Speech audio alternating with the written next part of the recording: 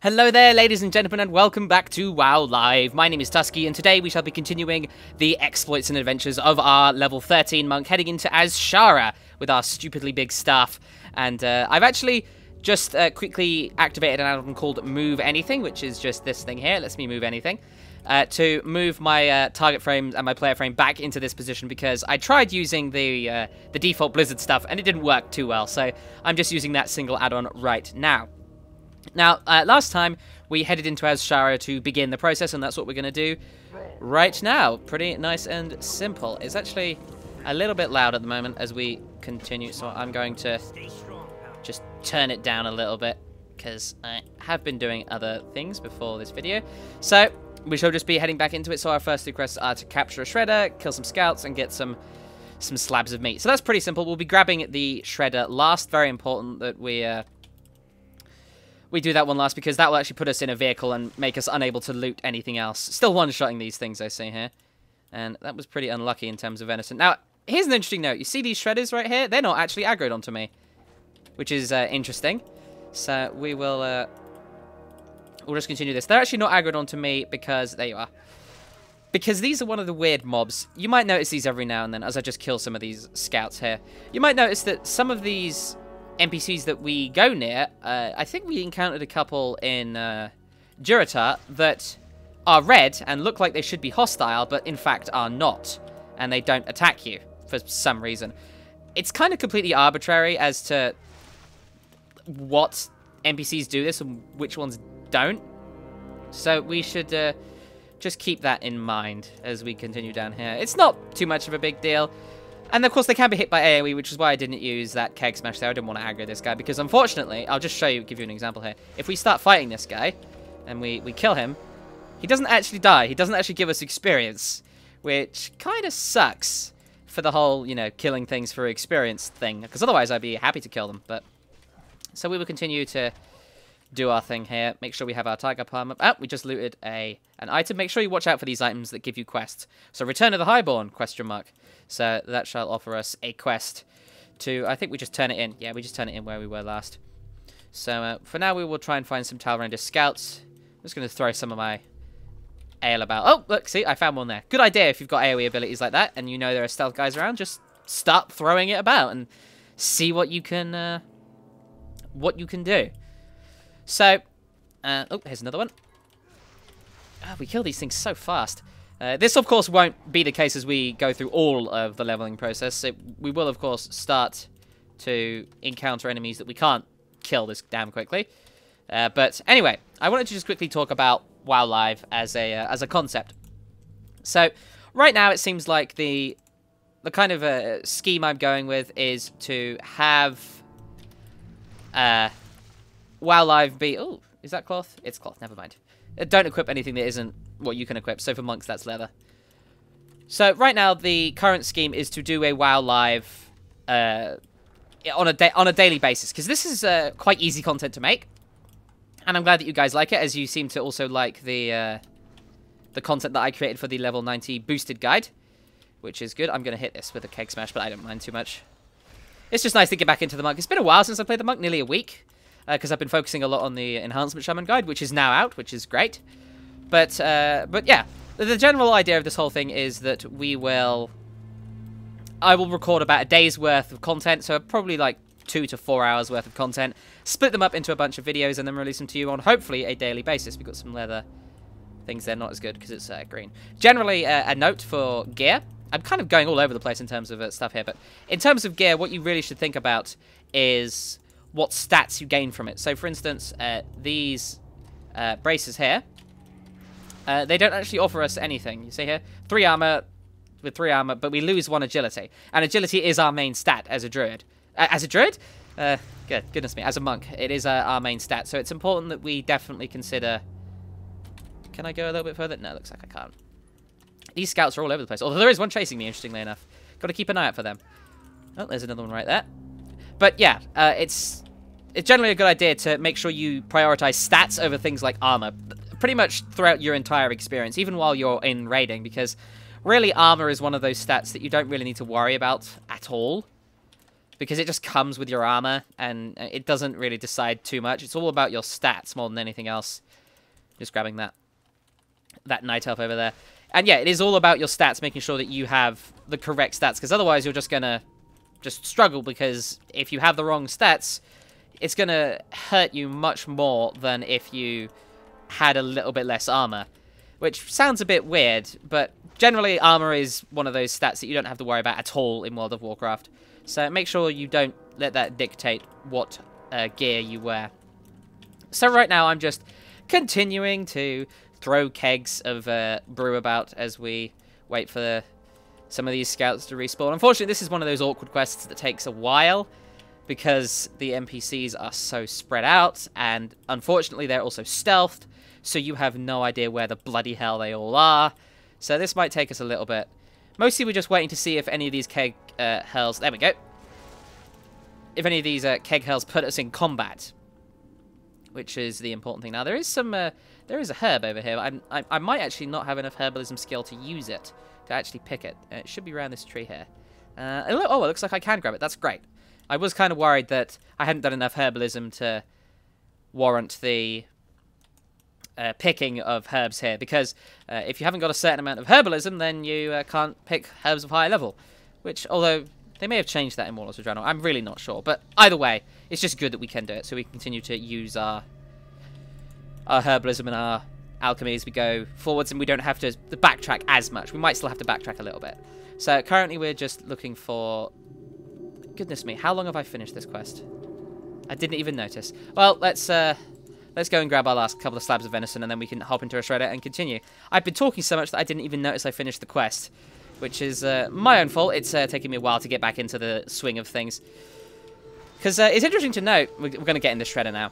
Interesting to note that as you go between different sessions, because it's been a week since I last leveled, and right now I'm in a little bit of a different mood, obviously, because a whole bunch of different things have happened. I've actually gone and hurt my neck. Oh, we actually just dinged level 14 and gained a new ability. We'll have a look at that in just a bit. So we shall just do the quest with this vehicle, which is just gather some lumber. Nice and simple. This just kind of teaches you how vehicles work. So that's pretty simple. But, yeah.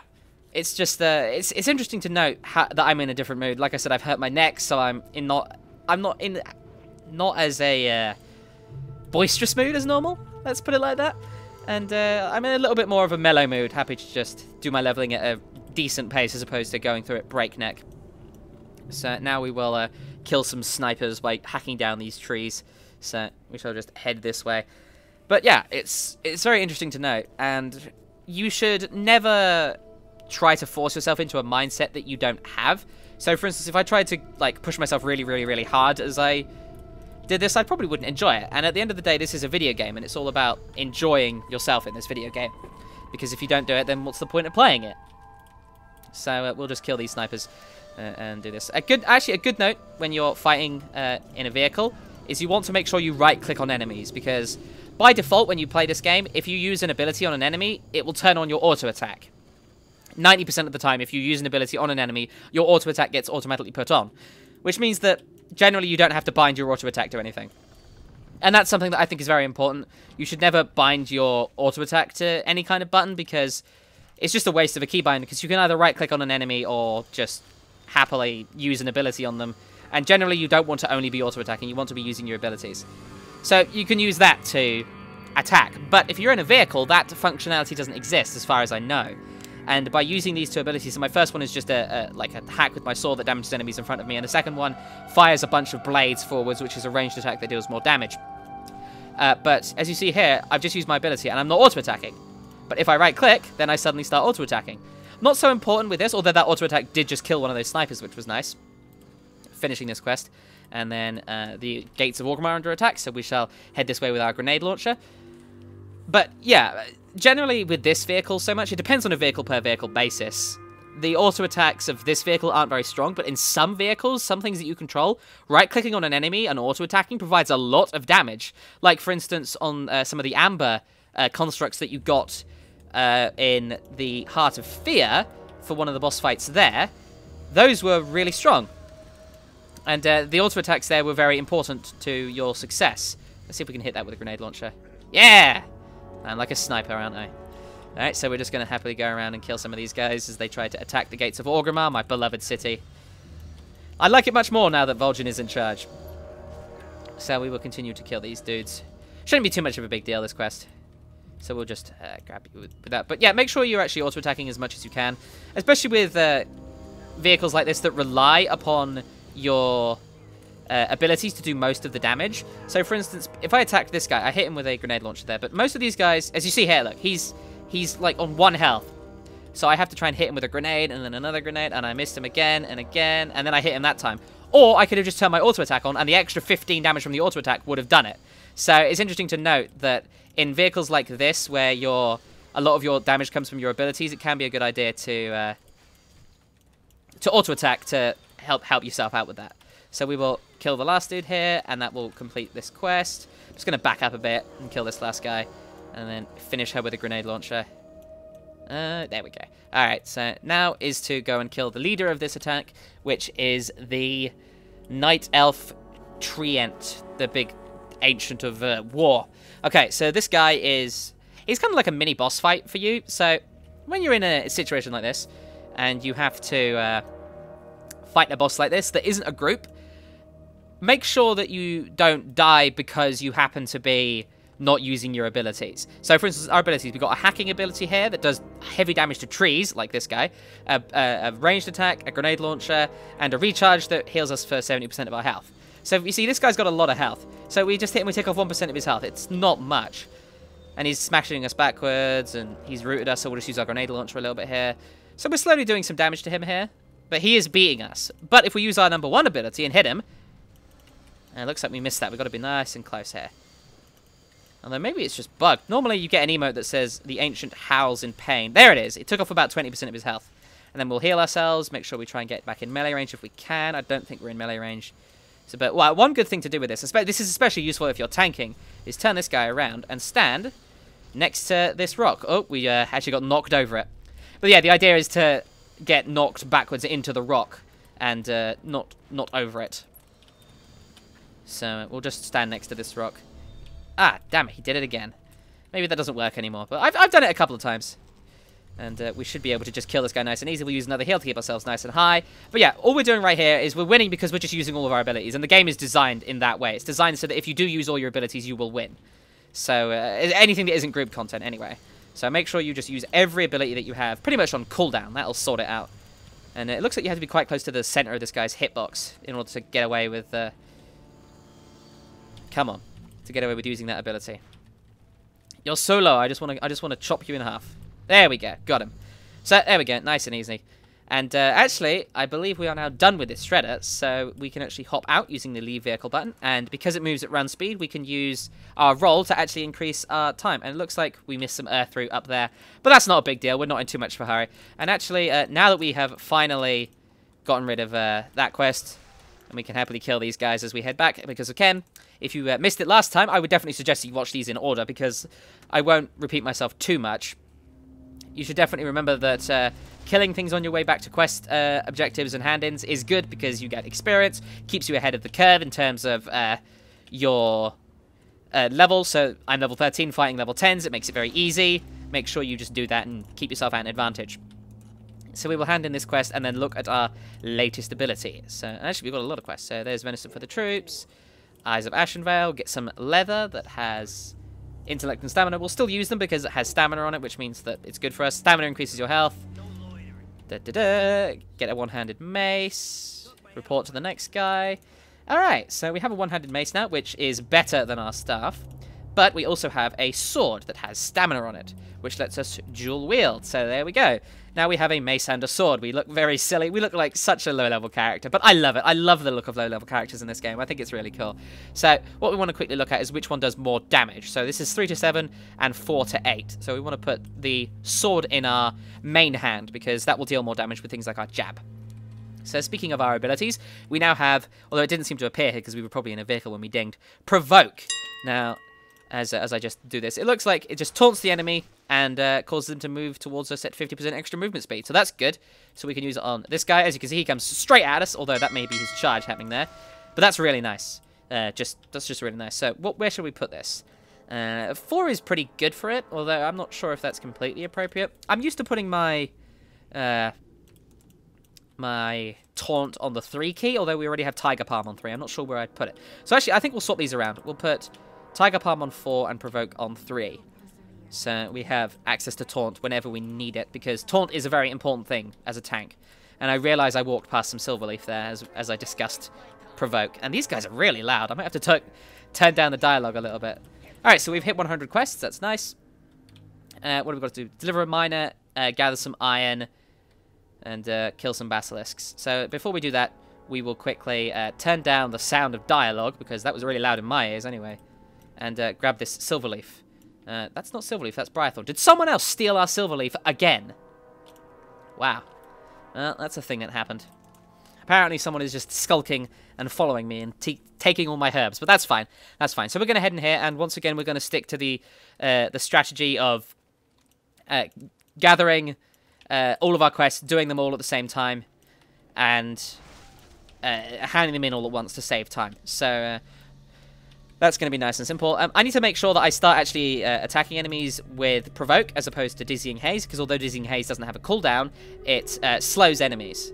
And this thing actually speeds enemies up. So we can taunt you, grab you, and then as we run towards him, the movement speed for this actually helps us get them into range. So we'll use 1 Blackout Kick, then a 2nd Tiger Palm on you. So nice and simple. Now, one thing you want to note about these Mountain Foot miners is if we grab this guy, I think... do we have him? Come here. There we go. If we roll, I think we lose him. Oh, we don't. Okay, he can somehow survive us rolling. But yeah, it's important to note that as we do quests like this, you can actually lose things like these mountain miners by using movement abilities or shape-shifting or things like that. So make sure you always check to make sure you don't lose them by accident. So we're going to look for some iron here. That's good, although that only had 1 in it. That was very unlucky. Very unlucky indeed. Actually, we'll head this way. Looks like there's going to be 1 earth root in this place, which is nice.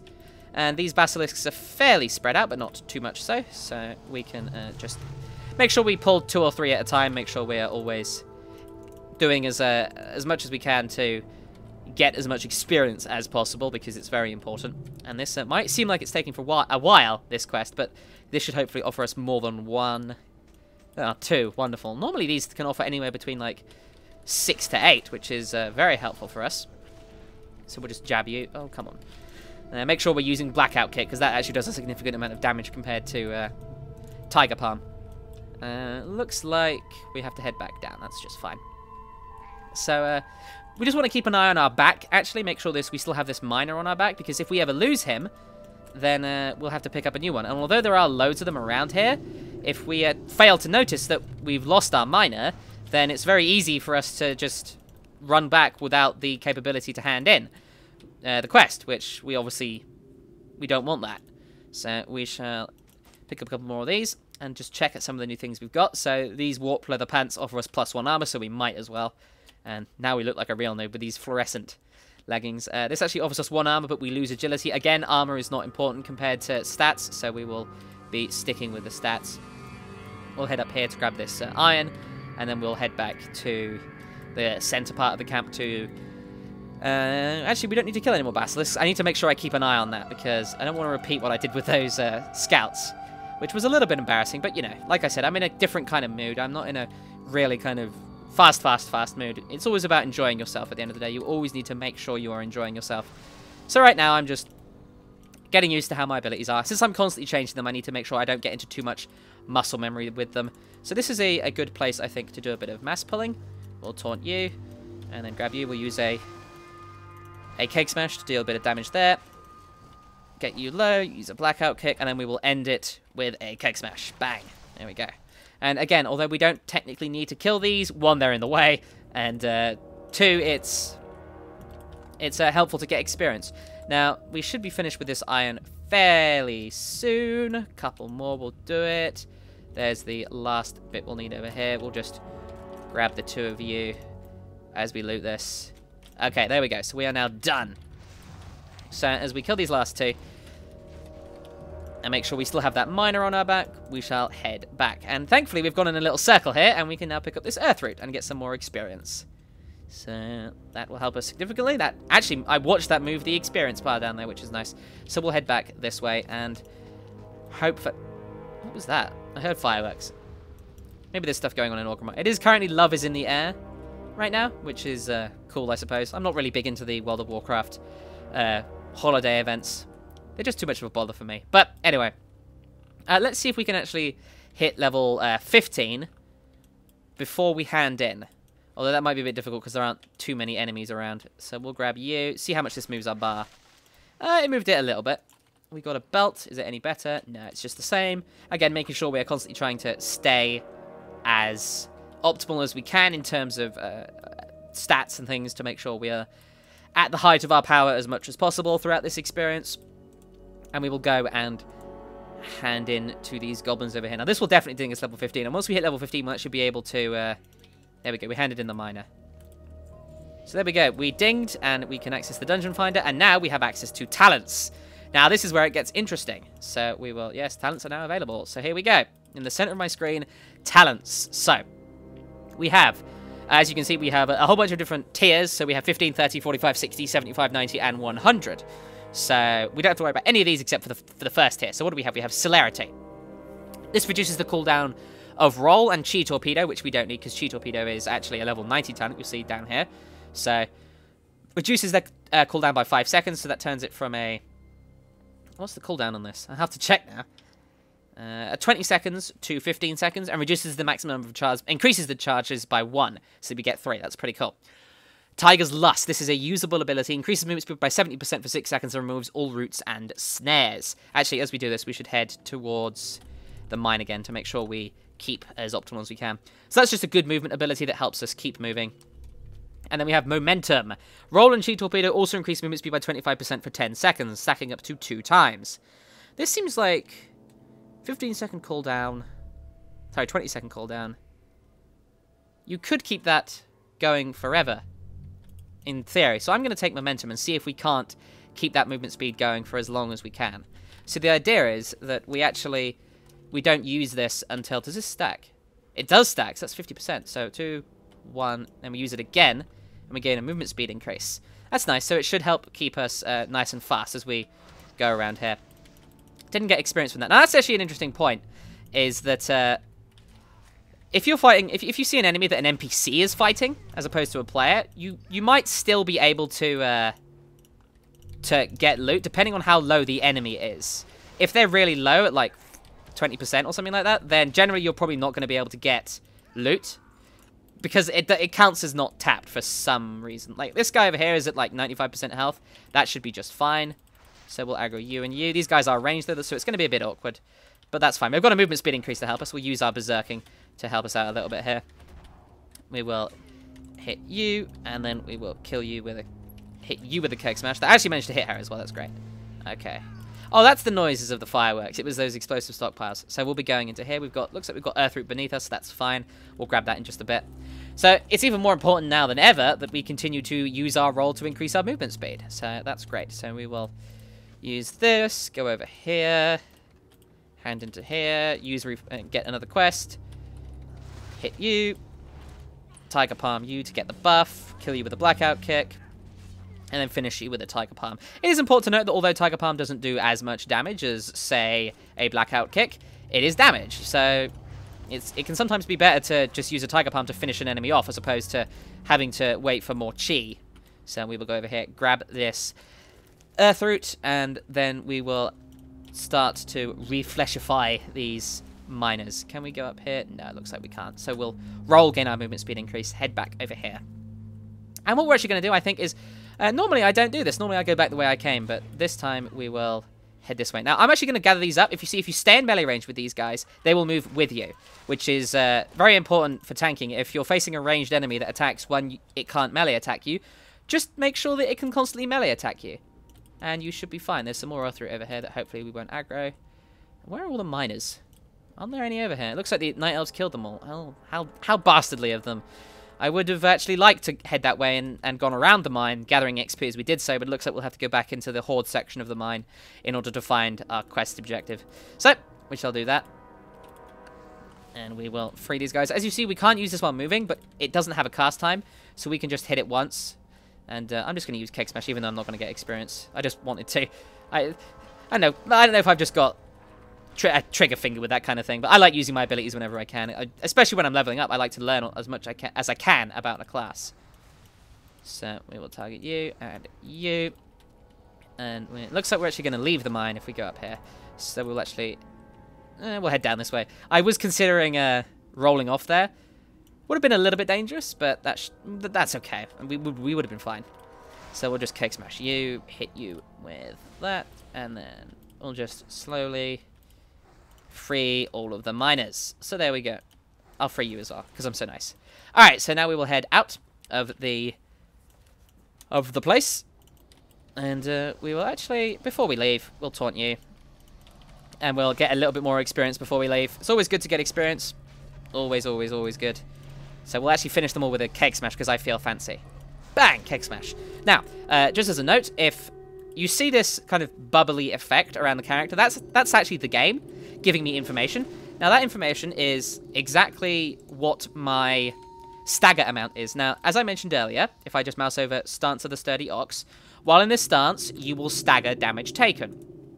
Now, this damage taken is only from physical attacks, causing 80% of the damage to happen to you instantly. So if I get hit in the face with a sword by a boss, as I just grabbed this silver leaf, then 80% of that damage will be taken instantly, just like any other tank. And then 20%, the remaining 20% of it, will be divided over the next 10 seconds, right? Which means that we take less damage from any given attack, because it happens over a longer amount of time. That's called stagger. Now, if you're getting hit by a lot of enemies, or you're just getting hit for loads of damage... we can't use this cloth bracer, so we'll be picking the gun because it offers us more in terms of gold. And we're actually nearly full, so we'll see if there's any vendors around here. Looks like there isn't. There may be some inside. No, okay. Right, we'll head to the next quest area then. But yeah, very important to note that stagger actually increases. So if I'm getting hit by loads of damage, I can actually start getting different tiers of stagger. You see this percentage bar here is my stagger bar. And when it's kind of really low, that kind of very low green bubbling, that's called green stagger. It means that very light damage is being staggered. And then if it goes orange, that means... I think it's orange. If it goes orange, then it means medium damage is being staggered and you should watch out. And then, if it's red, it means that high damage is being taken and you should watch out. Because you're going to be taking a lot of damage just from your stagger, and there's no way you can avoid it. There are a couple of abilities you can do to like cleanse your stagger, and of course using survivability cooldowns increases your survivability, and of course means that you can... where are we going now? We need to use some mortars. Okay, that's good. And of course means that if you take less damage, then you take less damage from your stagger, so that's good. So right now we'll be using these mortars to shoot these bad guys. Whoops. Alright, see, this is a bit broken, you see there? I'm trying to mouse over it and it just targets here, so we'll go to a different one. If you ever... Wow, these are really quite broken. That's an annoyance. Can I use this one?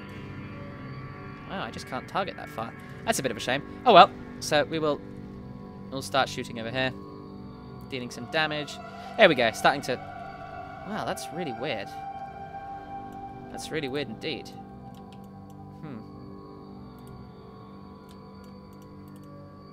Okay.